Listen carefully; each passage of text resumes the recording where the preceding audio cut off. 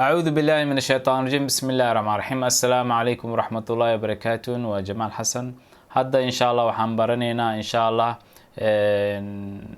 باكج كان أو جيسون كان يتهدى عرقتان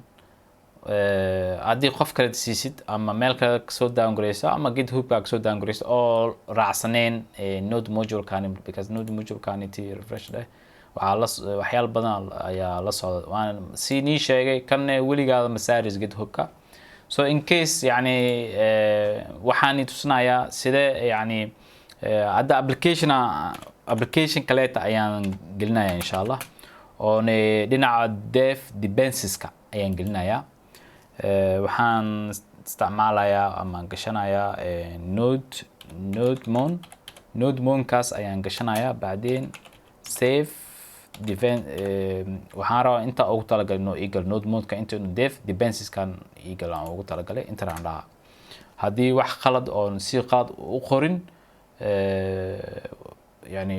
waa eagle haddii wax qalad qoro waa laga yaabaa inuu dhaho magaciisa qalada qortay anyway waxa eagle node mode-ka meesha dev dependencies-ka so haddii inta eego refresh dhaho node mode-kaniti waxaa jiro magaciisa wuxuu sii wataa ama la socdaa dependencyal kaleete oo on adigana runtii fahmaynin intuu ka imaaday ogaada markii oo package aad install gareynaysid waxaa jira package-kaas waxaa la socdo package-yaal kaleeta la socdo oo dependencyal kaleeta uu sigu qaas u ah marka mudda aad u badan yahay ibn hatta haddaa aragtid node mode iyo nano waxyaashan kale intuu ka imaado waayo waxaa ka imaado because of node mode-ka ayaa raacsan ayaa u baahan yahay inuu isticmaalo waxyaashan kaleete package-yaashan kaleete oo dependency-yaashan kaleete marka ogaada in case confuse ku noqon in case daada wax install gareysid waxyaal kaleete ayaa la socdo anyway waxaa laga yaabaa in case hadda clear aan dhaho kan waxaa laga yaabaa haddii oo just inta wax dhig inta kan inta hoos dhig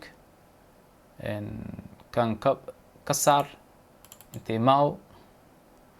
waxaan rabaa waxaan sameysanayaa folder مثلا يعني test aan dhahayaa waxaan koobiyeynayaa package-kan file-kan ayaan koobiyeynayaa okay keligiis ayaan koobiyeynayaa intaan gelinayaa ka bacdi waxaan ku furayaa bash github shaashad kaleedo wax iga furay bacdeen waxaan ku furayaa visual code aan ku furayaa waxaan sameynaa insha Allah intaan dhigana because folder cusub aan sameeyay yes aan dhaha kan inta imaw raalina haddii oo telefoon ii soo dhaco haddii in case oo greer maqashaan raaliga naqda anyway waxaa laga yaabaa haddaan furo waxaa ku jiro node mode dev dependencies-ka iyo waxyaashan dependencies-ka nano id haddaan dhaho npm install dhaho wuxuu gelinayaa node mode oo gelinaa nano id oo gelinaa fiiriya intaan dhahayaa wax kasta oo gelinayaa waqti aan insha Allah aan sugeynaa intii maaw wax kasta oo geliyo wuxuu geliyay meesha I hope inaan magaciisa okay nano iyo node mode oo geliyay okay marka haddii aad rabtid مثلا كسو dev dependencies ka martid inuu waxta ku install gareeyo mu baahantid ka soo qabo hadda waxaan dhan waan ka saarayaa daliidaan dhaha haddana kan xataa waan iska dili gareynayaa okay refresh deh waxaa laga yaabaa muband node mode-ka muband just waxa u baahan tahay dependencies kan يعني waxaan ka wadaa production-ka inaad install gareysid waxaad sameynaysaa npm install dhahay بعدين waxaa dhigaysaa labadaaniti oo rigmo waa ku qoray بعدين production aad qoraysaa production markii saas ku qortid